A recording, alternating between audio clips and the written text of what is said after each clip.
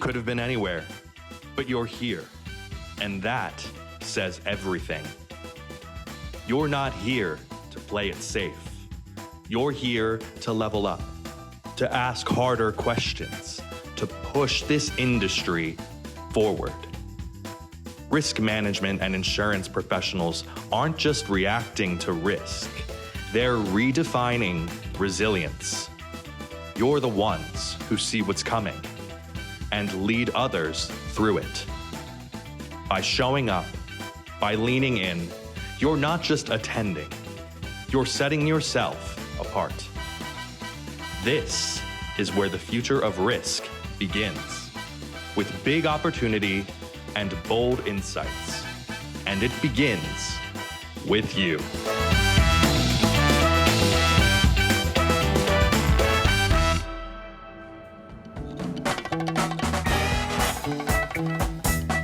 Ladies and gentlemen, please welcome the CPCU Society's Executive Director, Spenser Villwock.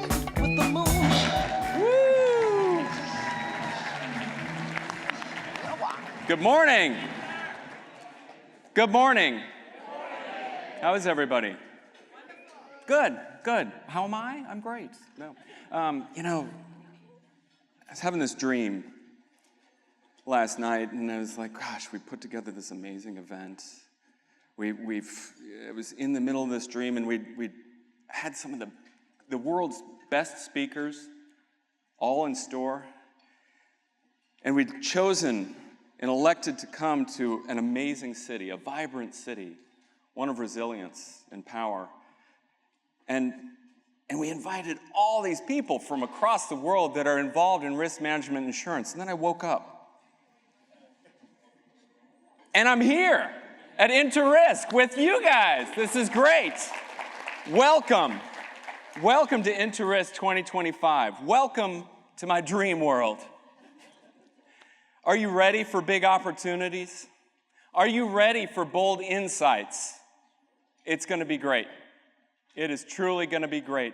I want to thank you for being here, for taking this time for you, taking this time for each one of us to come together as a community and spending your valuable time with us. You'll enrich yourselves, we'll enrich one another if we be present. You've committed to be here, here you are, and let's do this. At In2Risk, I do hope you're able to then kind of distance yourself a little bit from the other lives that you lead, to be able to recharge, to rediscover, to reinvigorate yourself, your true self. Dig in. Remember that passion, that purpose, that why as to who you are, what you set forth to become, and know that you are on your road to continue on that way. But just hold that why in front as that guiding light the next few days. And hopefully, the weight of that and that clarity that you see in holding that why gives you that purpose. And you can share that with one another. You can help to then share that together, and you continue forward when you go back home with everything that you learned here today in the next couple of days, and that you continue to then resonate with others. But we're here together in New Orleans. Can you feel the spirit of New Orleans? Yes, absolutely. This city is one of the most resilient in the world, I believe. It's a living example of also the industry that we are a part of, what it's all about. It carries that special meaning that we've gathered here also on the 20th anniversary of Hurricane Katrina. Things that we know, things that we've experienced happened here. We can see that rebuilding is still happening 2 decades later. And who's been a part of it? The risk management insurance industry has been a part of it all along the way. We're going to hear some wonderful remarks, too, as to how we continue to build resilience moving forward today and over the next couple of days. And together, I think we need to honor the resilience of community, the vital role that we all play in helping to rebuild other aspects of the lives that we share with individuals, and that we think about the strength and consider the strength of this city, of New Orleans, Louisiana, the Crescent City, the Big Easy, the birthplace of jazz. And in a jazz ensemble, the magic happens from the uniqueness, the talents of each musician coming together as they listen to one another, they riff and play off of one another, they work to adapt, but yet there's a harmony that it comes back to, a purpose that it comes back to, a measure, a rhyme, a reason. I don't think that's so different than risk management insurance. I think that each and every day you're bringing your talent to your teams, your clients, your companies. You're working together within your area of expertise as well as then sharing throughout other departments to make that music happen, making sure that your performance never misses a beat. And I want to thank you again to our attendees for being here, for being present for one another, helping to show a little bit of vulnerability, a little bit of curiosity, a little bit of human spirit to one another in this unique in-person environment. You can't swipe me right and get rid of me or swipe me up and look at the next video. Here I am. This is in person. This is going to be great. Now, to our volunteers, our partners, our speakers, and our staff, thank you is an understatement. I appreciate each one of you being here. And now, if you'd please join me in putting your hands together to welcome your 2025 Leadership Council President and Chair, my friend, Sherry McFadden.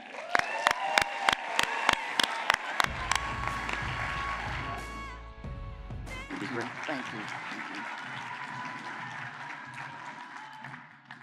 Woo! Thank you so much, Spencer. Good morning, good morning. Welcome to New Orleans. Happy to have you here. I want to echo your gratitude, Spencer, to all who make In2Risk possible, especially our Deep South chapter. When I lived and worked in New Orleans, that was my CPCU chapter. So thank you for your hospitality, and we're ready for some of those good old po' boys and beignets. We need your recommendations, right? Welcome again to the Big Easy. But let's be real. In our world, nothing about managing risk is really easy. It takes foresight, innovation, and so much more. It is professionals like you, me, all of us, who make it look easy. We stay ahead. We share insights. But most importantly, we know exactly what In2Risk is all about. Now, before we continue, it takes a lot of partners to bring us here. So we want to thank all of our partners for their continuous support. Please take a moment to help us use these partners to educate, elevate, and connect. A big round of applause for our partners.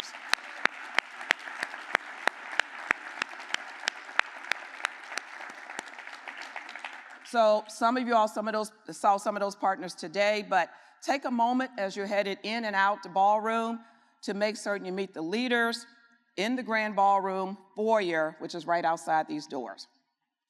Also want to thank the In2Risk committee. Now, this is an incredible program, and it took a lot of work.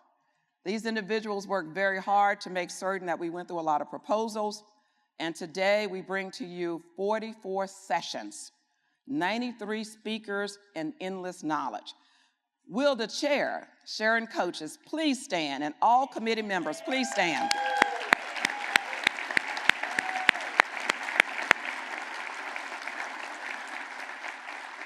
Well done, congratulations.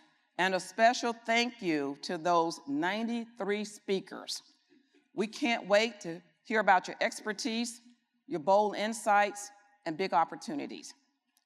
The Society also has donated $1,000 on behalf of our speakers to this year's Good Work Soul, S-O-U-L, Sustaining Our Urban Landscape. Soul plants native trees here in New Orleans to reduce flooding and to support continued recovery from Katrina. To learn more or to donate, please visit them also in the Grand Ballroom foyer. Whether traveling from overseas, discovering In2Risk for the first time, or returning from longtime friends and friendships, we're so glad to have you here. You belong here. We can't wait to meet you. This week, we're joined by 30 students. Our students are here from over 10 universities. You would know them because they should have a little green ribbon with their badges. All the students, please stand. Please stand. You're welcome. Woo!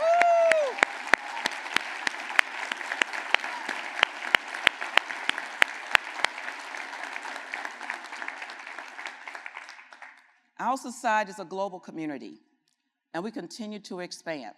We're proud to officially welcome 2 new international chapters, West Africa and Romania. Would representatives from these chapters please stand so we can recognize you?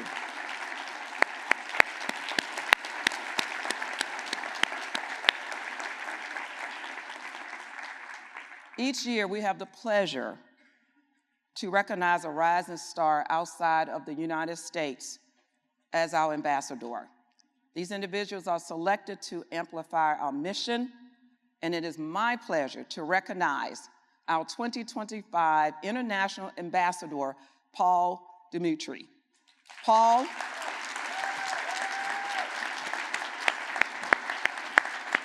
you very much. Thank you, darling. Paul is based in Romania, supports financial education and initiatives for Romania's Financial Supervisory Authority. I had the pleasure of visiting Romania this year and can attest to Paul's advocacy and passion. Along with that, he's acting president of the newly formed Romania chapter and a member of the Global Steering Committee. Please welcome Paul.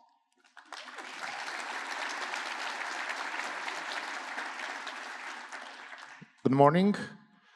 I must say I'm a bit nervous. I never spoke in front of so many people, so excuse my emotions. I'm truly honored to be here in New Orleans as 2025 International Ambassador of the CPC Society and bring you greetings from Romania and the Financial Supervisory Authority where I work. Now, Romania may be very far away from here geographically, but in spirit we are very close because the value that unite us all CPCUs have no borders. Professionalism, integrity, and an endless curiosity to keep learning.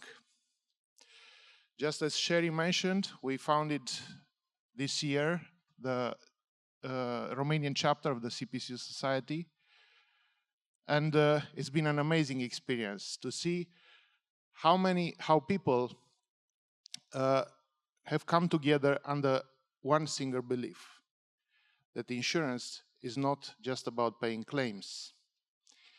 It's about preventing loss, it's about building trust, and it's about protecting lives, probably most importantly. Now, our insurance industry is changing very fast. We have emerging risks, digital disruption, artificial intelligence, but the society gives us what no algorithm can: a global community that shares knowledge and progress.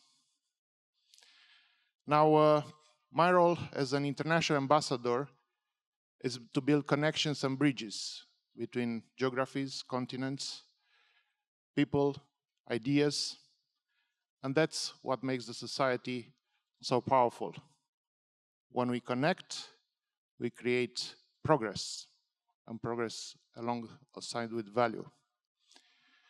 Value for our industry, value for our customers, and value for communities. And I emphasize you, and I strongly recommend you to join Interact, to connect on LinkedIn, because when we connect, the more we are, it's just like the internet. The more members are, the stronger the community it is. So, finally, I want to thank you all for keeping the society's promise alive, for mentoring. Many of you have, I've seen that you brought students. For sharing, you are the leaders of today of the industry and future leaders, and for inspiring. Together, we are proving that the future of our industry, of the insurance industry, it's global, it's human, and it's full of purpose. Thank you very much.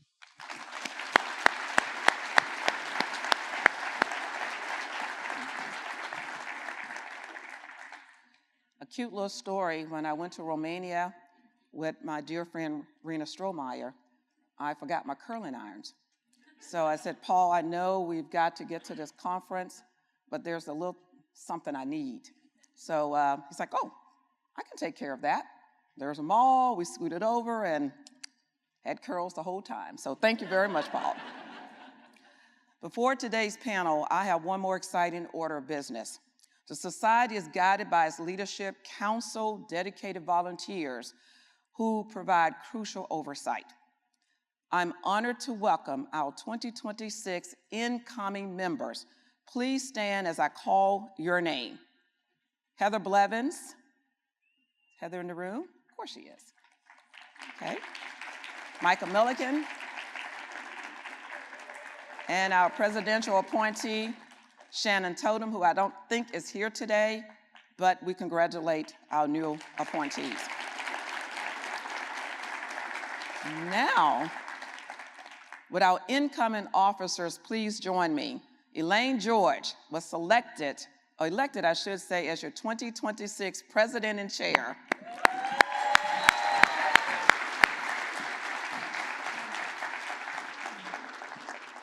Jim Jones was nominated as president-elect for 2027.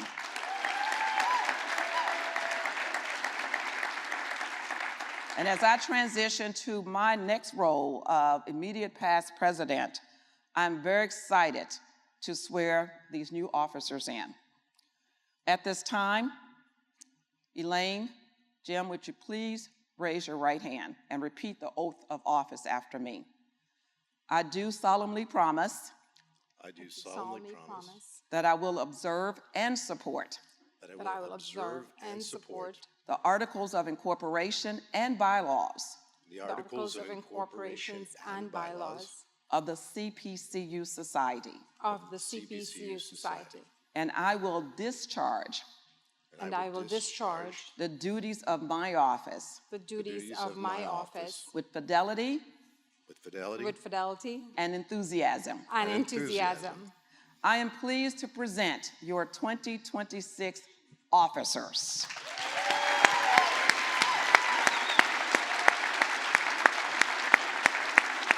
Congratulations, I'm honored.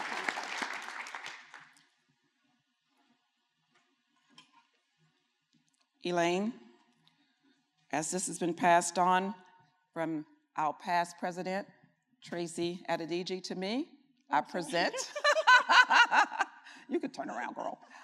Please accept the president's medallion as a symbol of your office. Here you are, darling. Okay.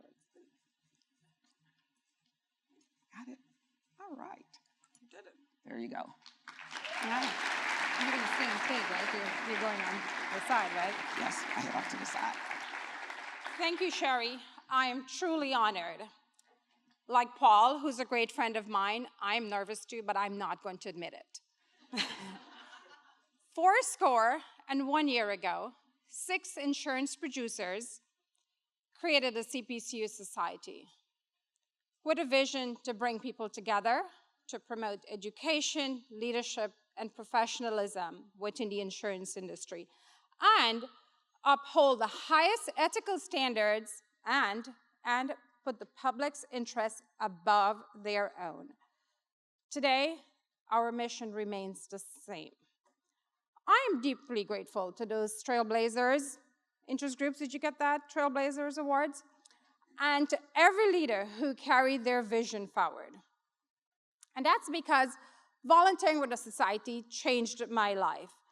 When I arrived from British Guyana to the United States, I knew no one in the insurance industry outside of my home country. Now, I'm part of a global network of professionals who inspire each other to help drive the industry forward. My story is just one example of the power of connection within the society. Each of us has a journey worth sharing. As you enjoy In2Risk, I encourage you to ask others, what's your story? You'll be surprised by the connections you make. And as artificial intelligence takes center stage, our spirit of community is now more important than ever. We invite every industry professional to join us, and I encourage all of you, if you're not volunteering with the society, please do, and to all our volunteer leaders, thank you, thank you. Let's work together to build the next 81 years together. The society's best days are ahead. On behalf of the Leadership Council and staff and volunteer leaders, thank you for your support and dedication.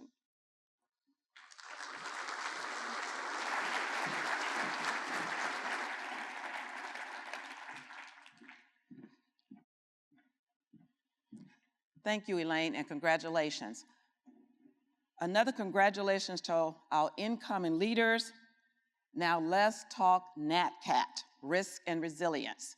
I'm pleased to introduce Frank Tomasello, Executive Director of the Griffith Foundation, the Institute's Griffith Foundation.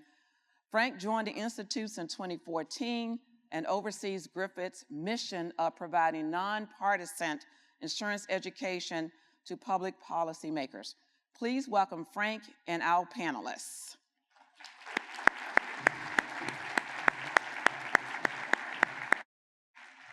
Thank you, Sherry. Thank you.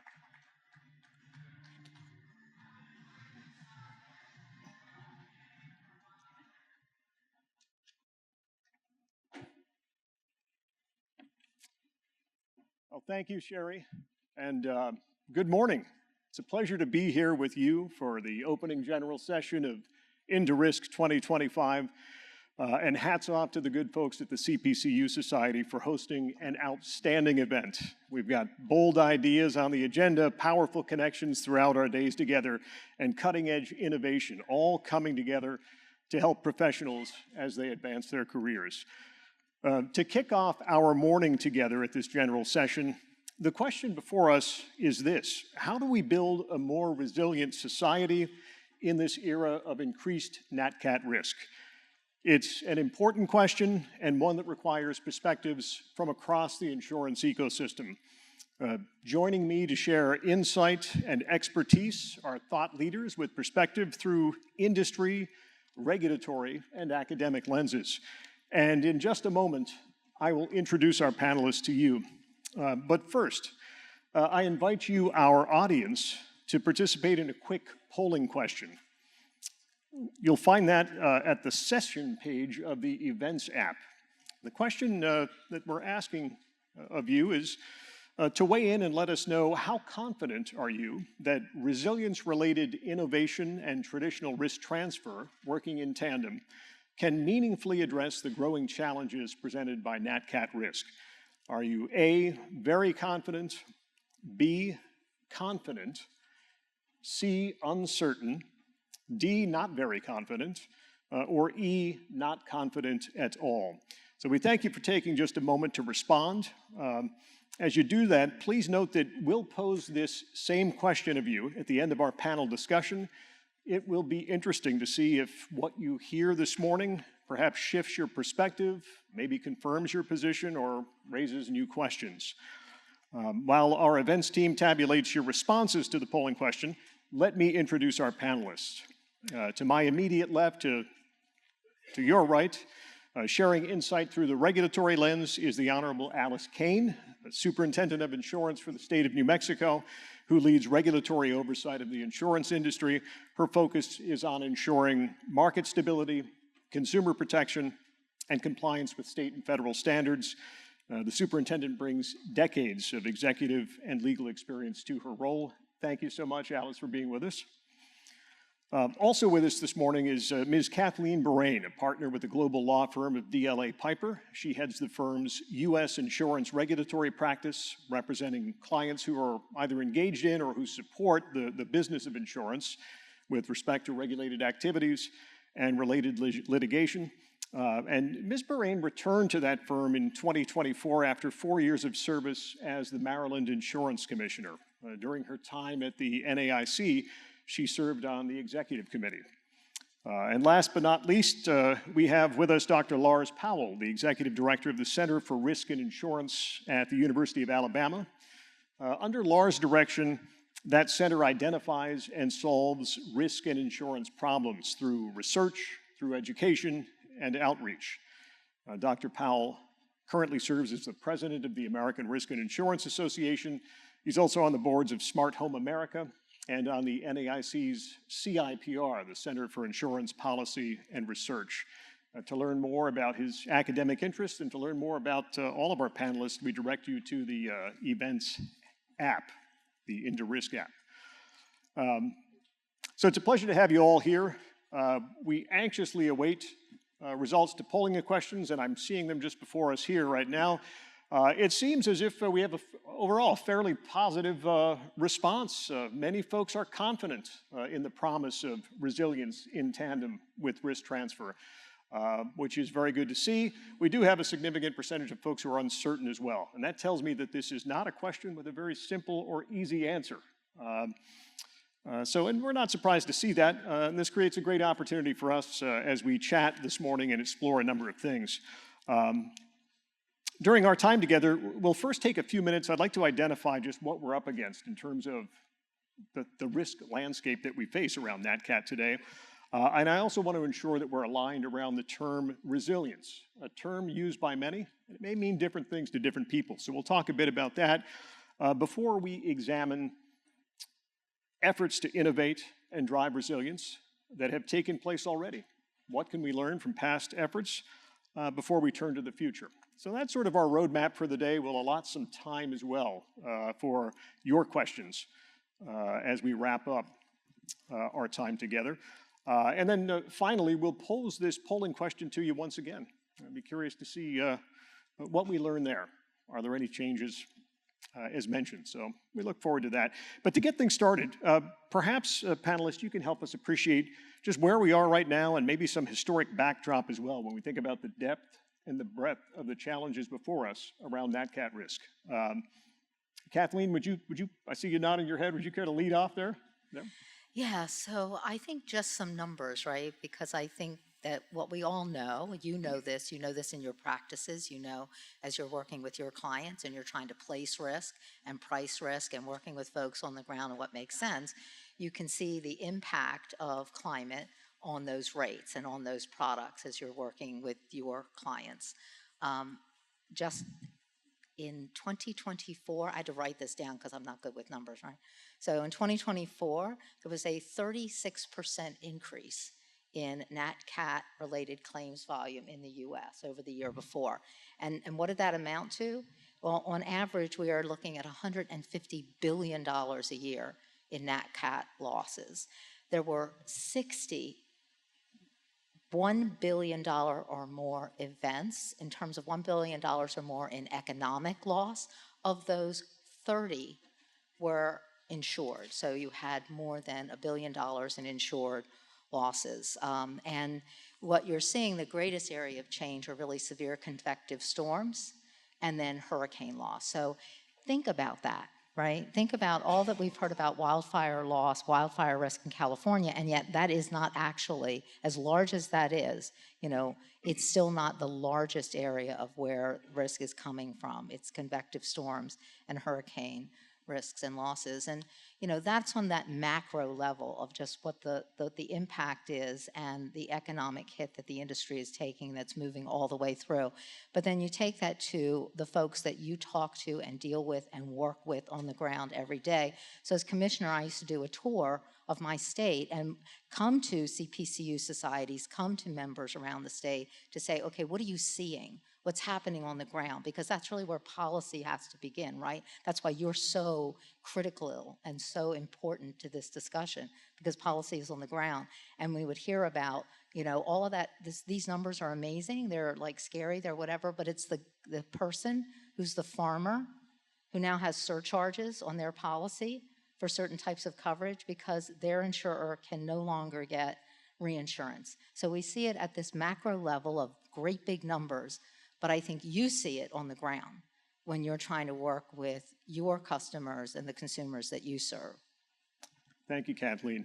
Panelists, any color you want to add there in terms of depth, breadth of challenges? Yes, I think I see it on, in your world, probably a micro level. New Mexico is a small state. When I came to New Mexico about 2.5 years ago to be superintendent, we got hit with for New Mexico, a huge fire. We lost 800 homes in Ruidoso, which is a charming mountain town. And then a few weeks later, we lost another 200 homes to mud. And this year, we lost another 200 homes in that area to floods. So on a micro level, what we're seeing is wildfire, and wildfires, the reaction to the industry, and we have cancellations and non-renewals around the state. So convection storms are the biggest loss in New Mexico as well, but that being said, the cancellation and non-renewals are coming from wildfires. So, and that's where we're having our policy reactions and we'll talk later about mitigation and some of the things that we're doing, but that's what we see. In Alabama, where we're very lucky not to have climate change, and I know that's a really hard thing to deal with. If you live in a state that has that, we've legislated it away and addressed it with prayer. But especially if you've got that, but even if you don't, you build a bunch of flimsy houses right next to each other in harm's way, whether that's at the coast or in the wildlife-urban interface or in places that have hailstorms, which is an awful lot of places across the country. And then you try and say, well, why does insurance cost so much? And you don't have to go past the first CPCU course to know there's these 5 or 6 elements of an insurable event that now you're missing 2 of them. And so, yeah, it's a big problem, and it's a problem that people have created because they've followed the incentives that they have. There's a big incentive to develop a community at the coast or in the wildlife-urban interface. These are lovely places to live in. I'm not saying you shouldn't live there or build there, but if you build there, and we've had the technology for quite some time, what's happened recently is it's become inexpensive. It's become affordable to build a house that stands up to these things. And don't want to get ahead of us, probably already have, sorry, Frank, but the reason we have a big catastrophic risk problem is completely self-inflicted. We've built all these buildings in ways that we shouldn't have built them, in places we shouldn't have built them, and now we've got to pay for the insurance. It's as simple as that, and the solution is just as simple: build better houses. Panelists, thank you very much. I want to delve into solutions. We've talked a little bit about the enormity of the problem, and want to talk about the promise that resilience brings as a tool to help address NatCat issues. But before we do that, let me ask you, panelists, if you would, to talk a little bit about how you define the term resilience in the context of the NatCat problem. And I'm curious, in your view, is resilience distinguishable from mitigation and adaptation, or does it encompass and perhaps go beyond those concepts? For the purposes of our discussion today, let's think through that for a moment or two. Sure. So resilience is just the ability to respond, to come back from an adverse event. And some great examples of resilience. If you've seen that funny video on YouTube about the honey badger, that's a very resilient creature. But we're in the insurance business, so you recognize the insurance people because they complain about having to go to Bermuda, and everyone else seems to like it. But in Bermuda, when a hurricane comes through, they've built their houses out of concrete and buried their power lines, and it's not cheap to do that, but it's so expensive to build they can't afford to do it twice. So when a hurricane rolls in, first they go to the liquor store, but then they go inside and maybe shut off their generator for a day and wait on the storm to pass, and they go back outside and maybe they have to pick up their lawn furniture or whatever, but there's no damage because they know it's too important. And so they might run a generator for a day or two, but otherwise it's nothing. And that's what we should have in every place. It's not like we can't afford it in the United States. We've chosen not to.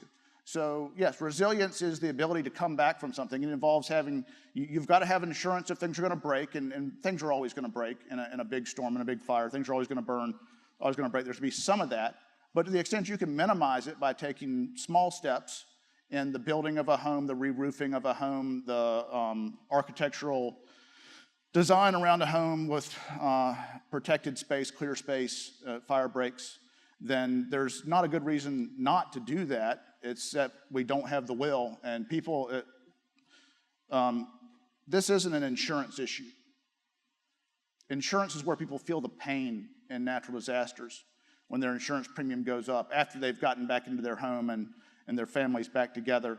Their insurance bill goes up and they're like, oh, this is an insurance problem. Insurance is doing exactly what it's supposed to do.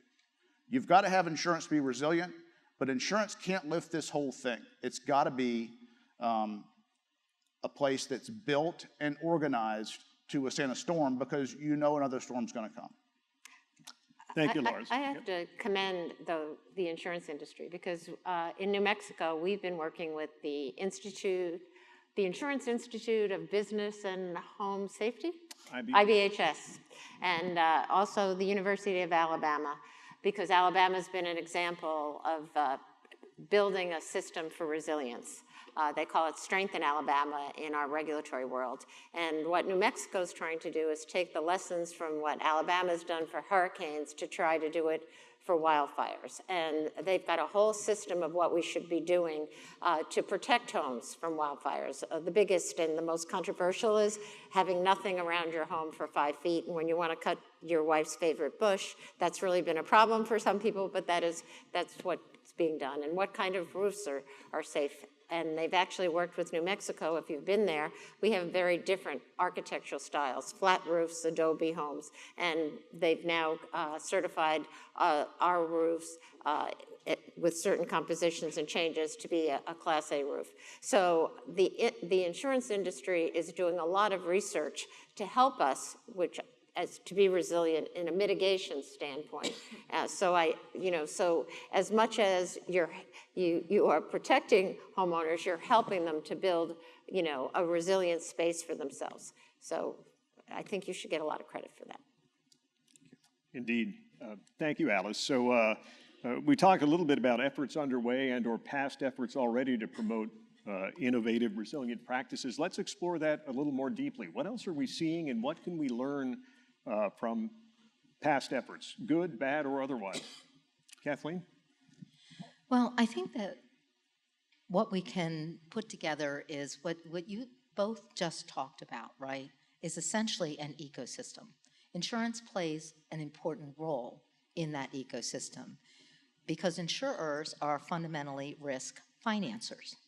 And if you are a risk financer, then you are typically pretty good at identifying risk and figuring out ways to mitigate risk, right? So that's the attitude and that's what you bring, right? As you work with your consumer customers and your business customers, how are we gonna limit this risk? How are we gonna mitigate what we have to insure? Because what's left over is what you have to finance, right? So you see insurance companies taking the lead in establishing methodologies to identify risk, to mitigate risk, but you can't do it alone because insurance companies can't control building codes. And insurance companies can't on their own create private-public partnerships. Insurance companies can do a lot, they can support a lot, they can create mechanisms that I think you can talk to specifically.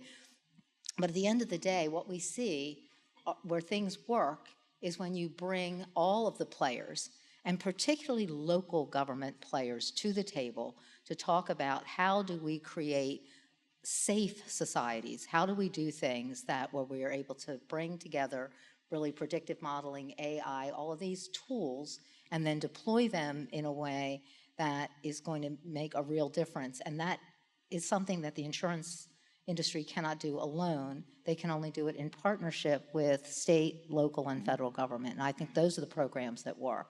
Your program is amazing. Let's I talk agree a little bit about wholeheartedly. that, yeah. So,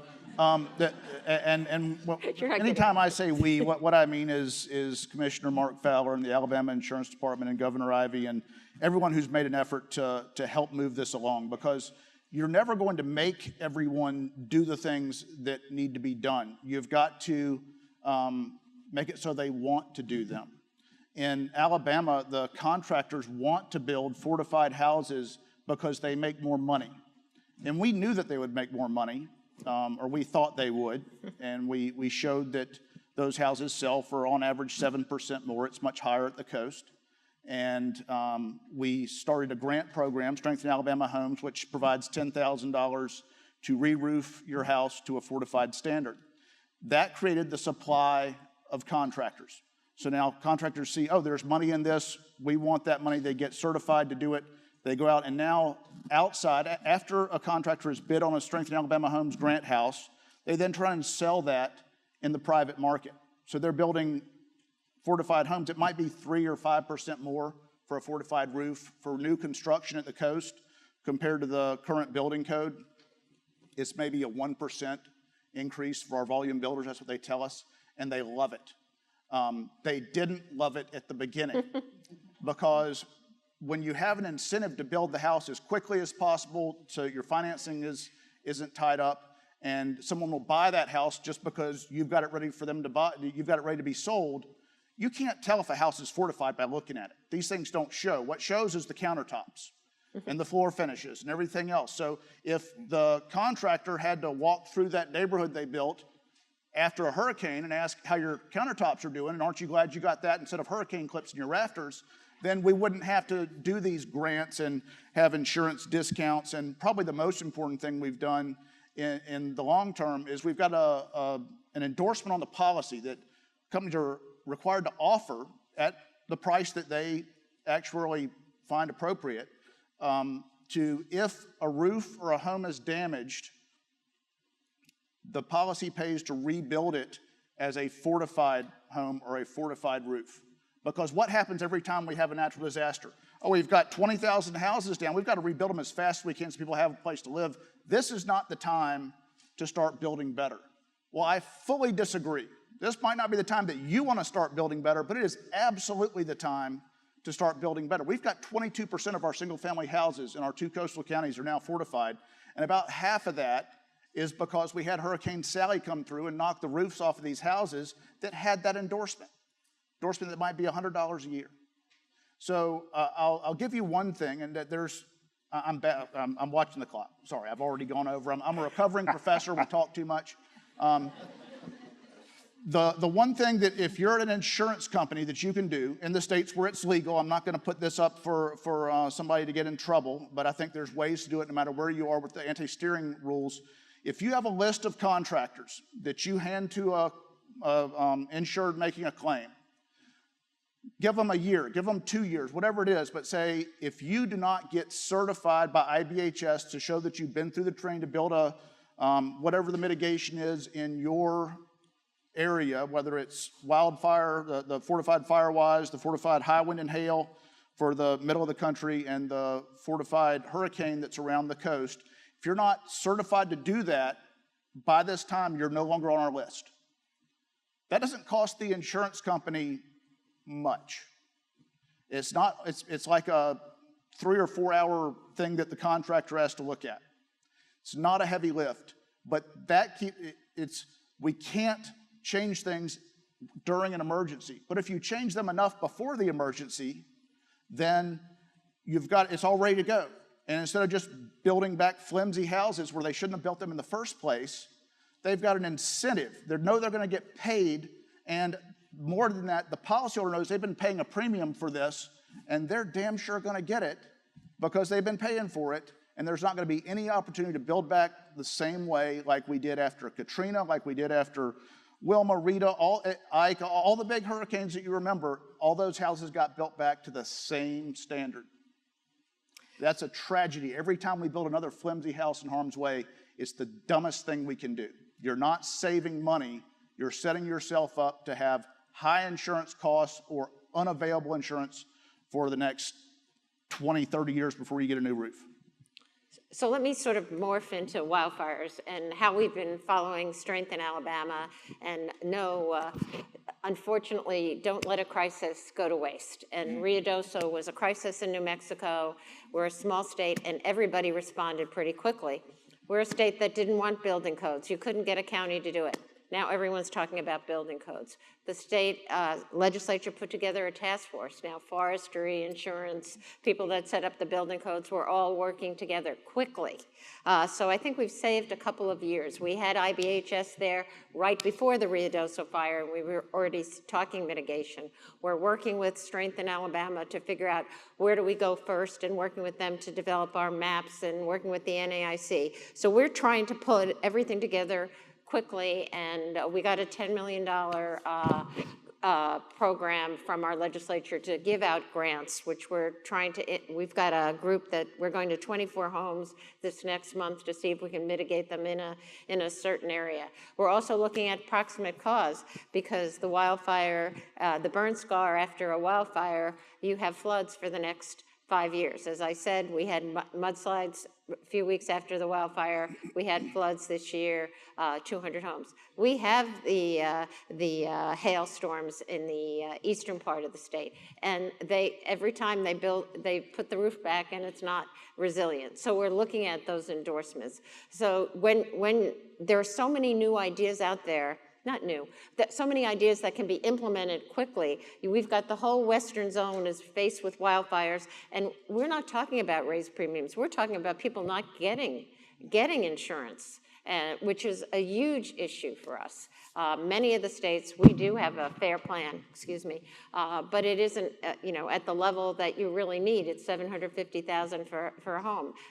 Many of the homes we have obviously are way beyond that. So people have to react, and frankly, the whole state seems to be mobilized. But it's everyone. It's the individual homeowner. It's the village, the city, the state. And luckily for us, the contractors, we have state contractors that are doing work around the state, and we're going to use them to work with us and to get the training. So thank you, Alabama. We hope we can do this quicker, because we have to. So Alice, a quick follow-up for you. You talked about the work in New Mexico based upon learnings from the Fortified program down in Alabama. Can you share any insight into other jurisdictions in the Southwest, or others as far along as you are in moving forward? Or well, I know Commissioner Lara is doing a lot of work, and he's got a grant program. He did think he was the first, but I said he didn't know we had an appropriation, but he had a legislation. So all the states are looking at it. It's the Western Zone. This whole effort. We have red states, purple states, blue states. Everybody's focused on this. It's really bipartisan. We're looking at ways together to see how you can move first, and we can, lead like Alabama led with hurricanes, which is an example for us in wildfires. We want to lead with wildfires to be examples for other areas, for other perils that we can respond to. So we're very bipartisan. Whether it's climate change that causes the wildfires, or just wildfires that it's caused by lightning, we really don't care. We really just want to respond and make sure that whatever learnings we can find anywhere, globally as well, to sort of have, how do we get out and see where the wildfires are starting soon? I mean, there are a lot of ideas that are coming outside of the United States that are giving us ways to figure this out. And frankly, you guys have been studying these things way before us. The data you have is really helpful. The more you share with us, the quicker we can respond. We love facts and data. So if you have ideas, please let us know.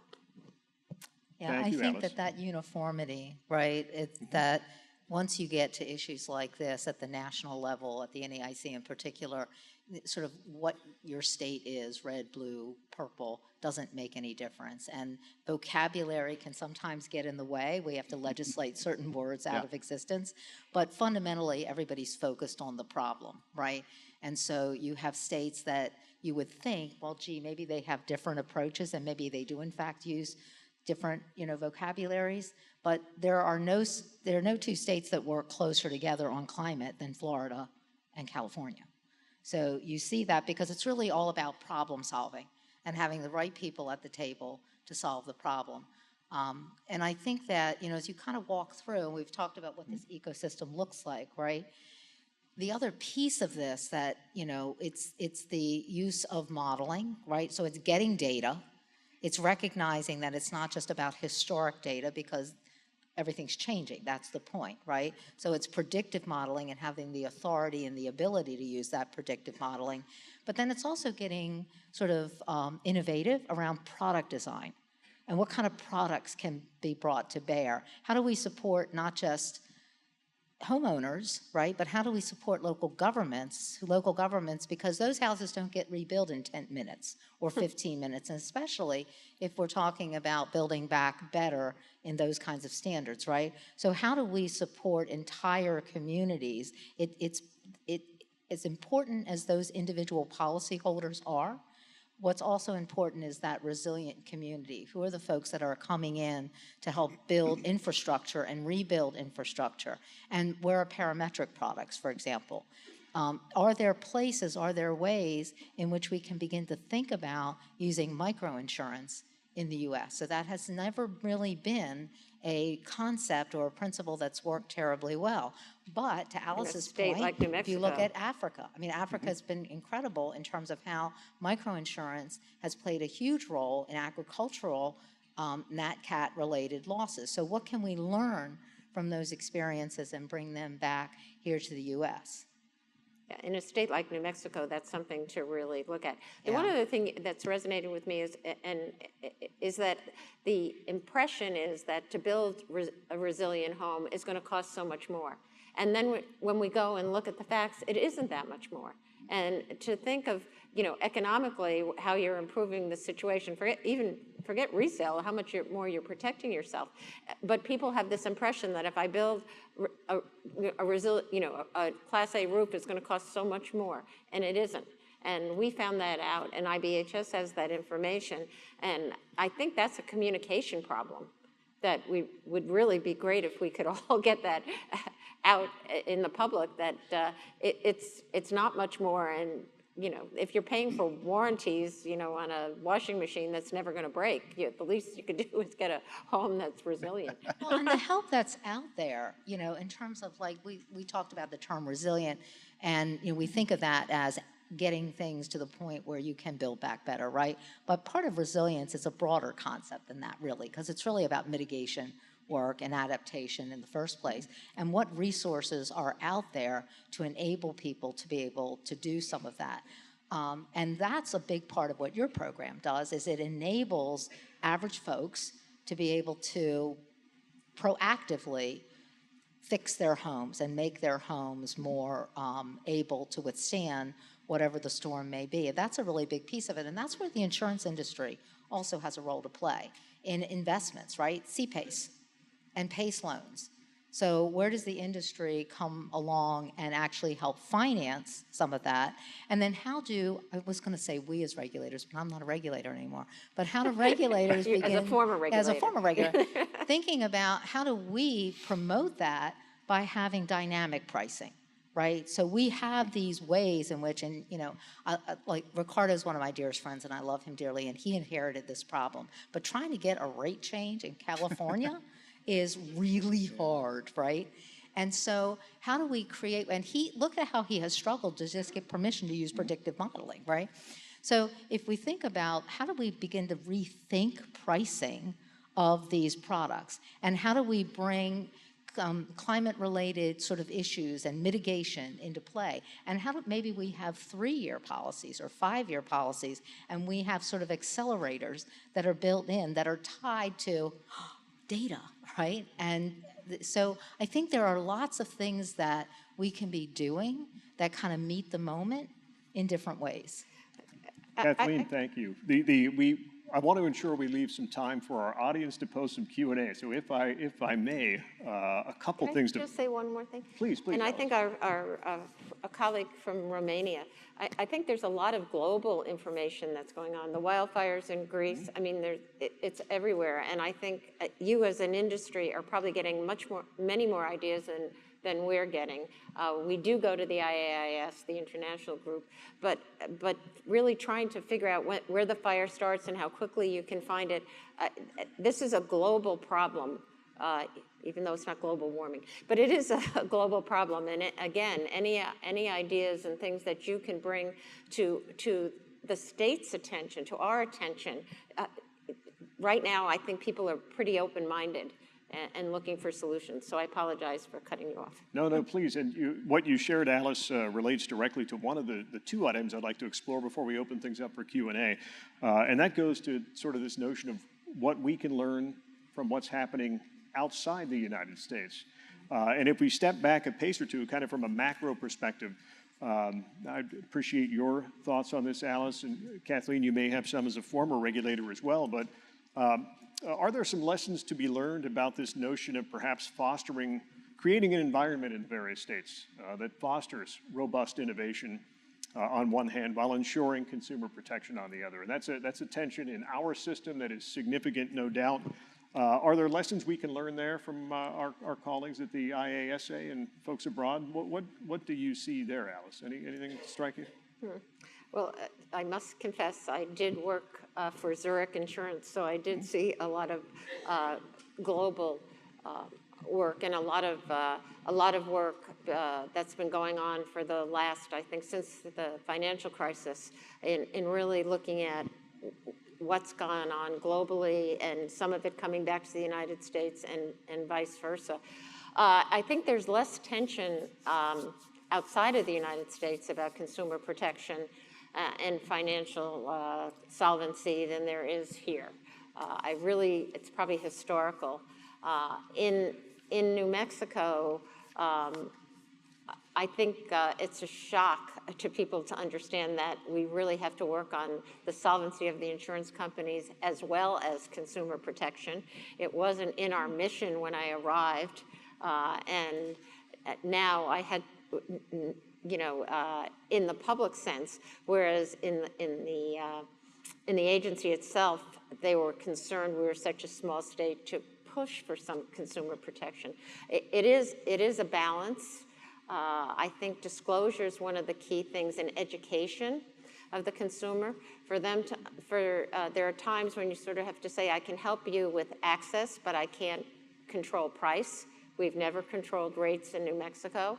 I think, but on the other hand, you have to make sure the industry is disclosing how they're developing rates, and you can't have, black boxes that we don't understand and that we can't explain to the public. So I think transparency is probably the key to the balance. Well, and I think at the international level and the IAIS too, you're seeing a pivot. So, Maryland was one of the first states to join the Sustainable Insurance Forum. I was the member there in the EU-US Dialogue Steering Committee that I was on. Was very focused on climate, and I was the chair of the supervisory forum for the IAIS, which is where all the supervisors get together to kind of talk through how they're handling things.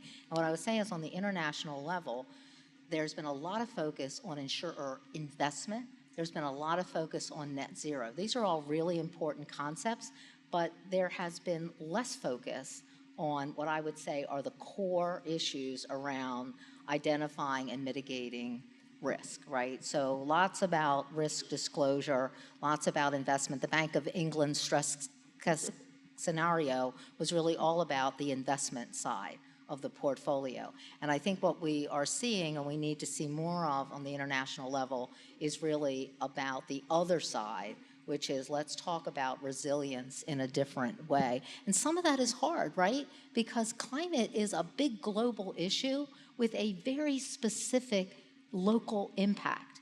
And regions are different.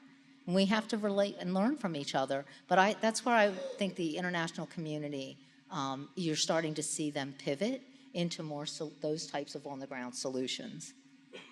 Thank you, Kathleen. Lars, any color to add there? I would push back a little bit and say that, we can always learn things from other places, but just the hurricane risk in Florida is larger than all the catastrophe risk in the rest of the world. So we have our very own problem. We're not going to, we might learn how to decrease that risk. Florida's done a great job with building codes, at least with setting them. I don't know how well they've enforced them. But yeah, it's the scale of the problem is substantially different. It might just be because more of our property is insured, but it would be great if there was a lot of development around the world so that we'd have someone to share this risk with. Right now, it's just a risk overhang that's got nowhere to go. Thank you, Lars. I want to shift gears a bit and ask you what opportunities you see for innovative financing options that might help to fund large-scale community and infrastructure projects. I'm not sure who might want to take that, but what do you see there, panelists? So financing things, there's all these different, so resilience is more than just the resilience of a family's home. You've got to have a resilient economy, you've got to have a job to go to after the storm or after the fire. And so all of these things come into play. How are your roads and bridges, the other infrastructure of a place? I know that in Tuscaloosa, where we have the U.S. headquarters of Mercedes for manufacturing, every day that's shut down, they lose $1 million in profit. And a big part of that revenue goes into our economy in Tuscaloosa and Birmingham and makes a lot of other things work. So if you don't have as a place, if you don't have all of these things set up to be prepared for the flood, to be prepared, I know we don't talk about flood because we're insurance and that's this other thing, but if you're not prepared for the flood, you're not prepared for the hurricane, the fire, whatever it is, if people can't go to work the next day, then they also can't go buy things the next day, in large part. There's no stores open to sell things. There's no internet connection to have things delivered from Amazon. Your whole economy shuts down. You've got to be able to get this back up and running, and a big part of that is just having a plan. And I would ask you, if you go to a city council meeting, have you asked what their plan is in case there's a disaster? And they'll say, yes, we've got a plan, maybe. I would argue that most places would say, I don't know. And that's where just a little bit of effort can get you way ahead of the curve. Thank you, Lars. In the time that remains, let's pivot to a bit of Q&A. We have a member of the audience who asks, how can insurers, government, and communities better collaborate to create scalable, resilient frameworks that reduce long-term cat risk exposure? And we've touched upon a number of ideas, I think, already, and I think if memory serves, Kathleen, it was you who underscored this importance of collaboration, sort of big picture. So if I may, would you care to respond to that question, perhaps delve a bit more what deeply? I would say is that you have to start with where's the leadership coming from, right? And so is this a circumstance, as a lot of states will have kind of a cabinet level sponsored working group that brings different government agencies, community agencies together. I think one of the states, California, did a remarkable thing, which is, by legislature, the legislature created a specific task force, and it didn't leave anybody out. And it didn't say, well, you know what, we're not going to worry about flood because it's not. So we have all of the different parties, all of the different players together, because to your point, it is an entire ecosystem. It's an entire society. So I would say that the best, and you know what, you guys are powerful. So in my state, in my legislature, when our agents and brokers come knocking, our legislature listens. And so I think that working through your chapters and your groups, you do have a voice in this conversation. And getting the right people together in the room to begin to lay out these pieces, and they don't have to work from a clean slate. There are a lot of states like New Mexico and California and Alabama and Florida that are really leading on this. And so take that to your state. Let's get together. Let's let the legislature create a legislatively required task force to get the right players down to begin to lay out what does the roadmap look like for your state. Because we can draw on each other, but ultimately, these are very local impacts that get right down to the local government level. Because where is that zoning? Where are those building codes, right? So in Maryland, they're not at the state level. So you have to go down to Charles County and say, okay, what are the rules in Charles County and what's the buy-in there? And if you want this to happen in your area, your first phone call is Smart Home America. Now, I'm on their board. I'm not paid to be there. It's so I would say I'm unbiased.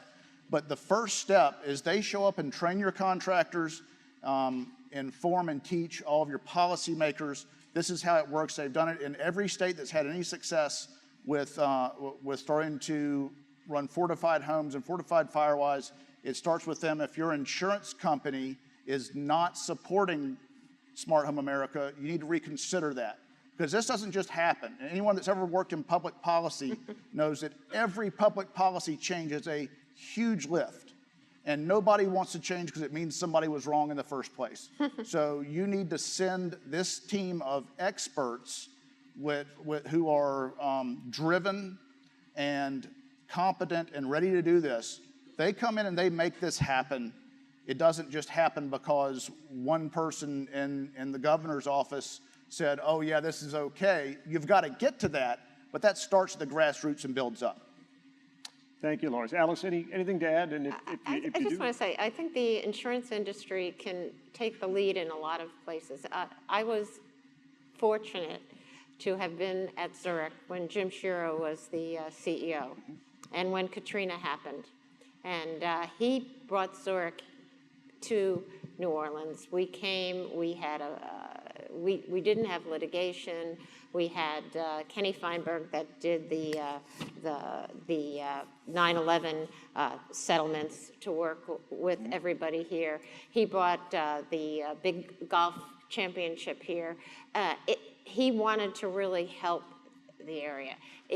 I think there's such good in the insurance industry, and I think at times you get a bad rap, and you shouldn't, because you're so important. I've been in the industry for 50 years. Okay, I was at a life insurance company, New York Life. I was at Zurich during some incredibly tough times and saw leaders make the right decisions.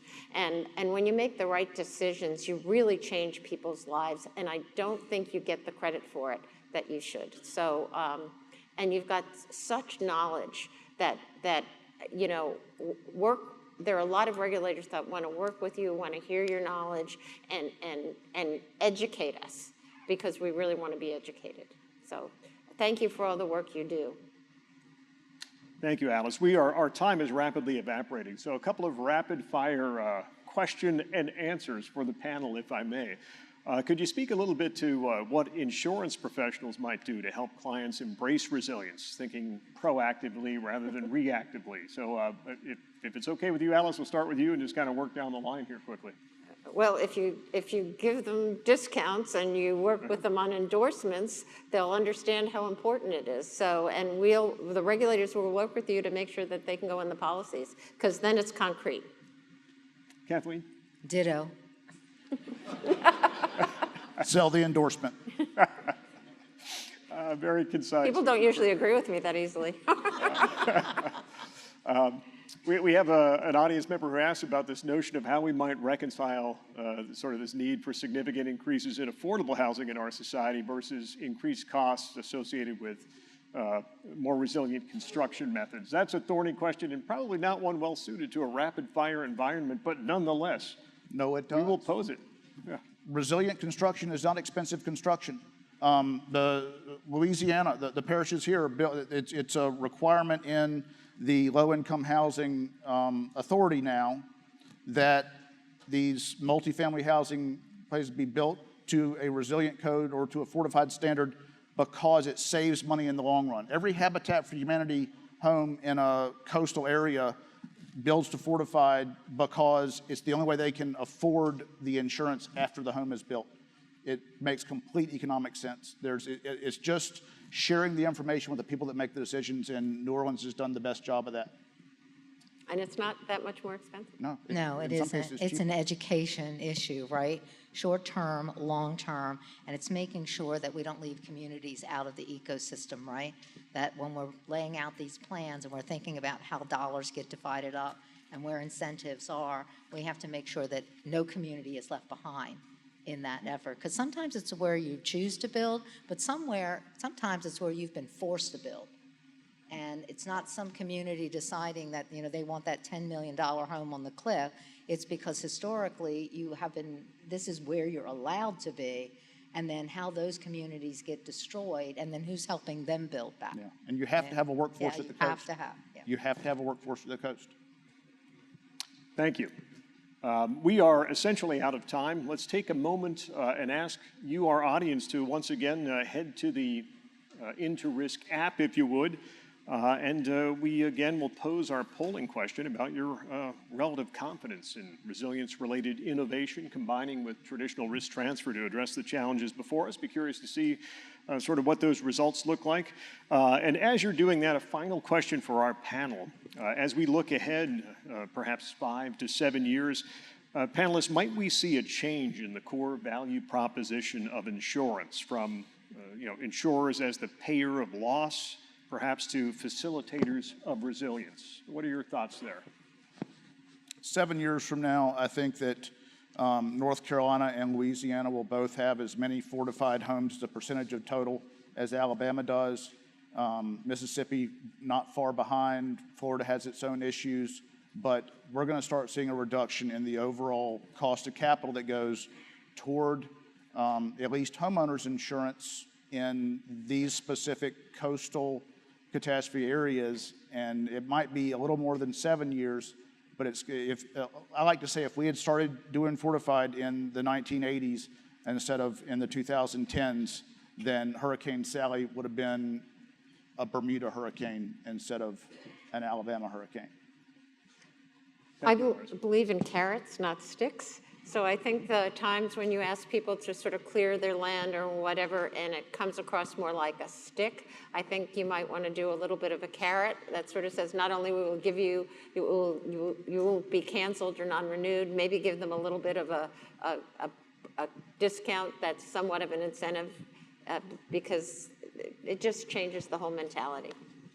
So I like both those ideas, and I think that from my perspective, 7 years from now, what we're looking at is a much more integrated approach, and we're not isolating these conversations, that these are very integrated conversations, and that we are more flexible in how we're providing risk financing through insurance, and how we are collaborating then with other forms of economic loss that may not be insured loss. But I hope that 7 years from now, our conversations are very different, because we are really not just thinking about physical loss and insured physical loss, but we're really thinking about our communities in a more holistic way, and the piece of that where insurance plays a really critical role, but it's not the only role.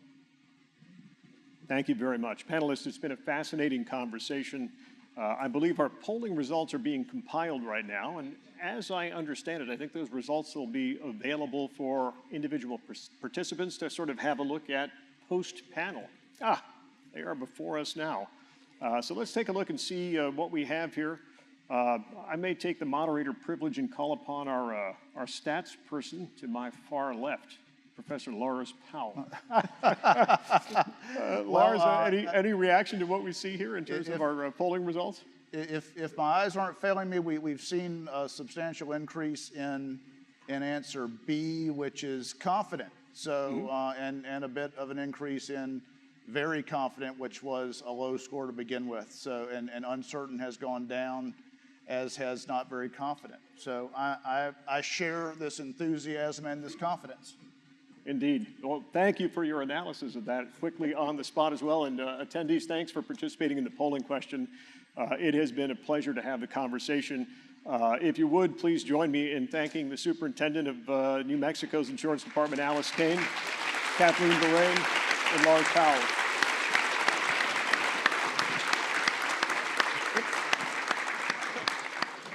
We have a short break ahead, and then In2Risk 2025 continues. Have a good morning.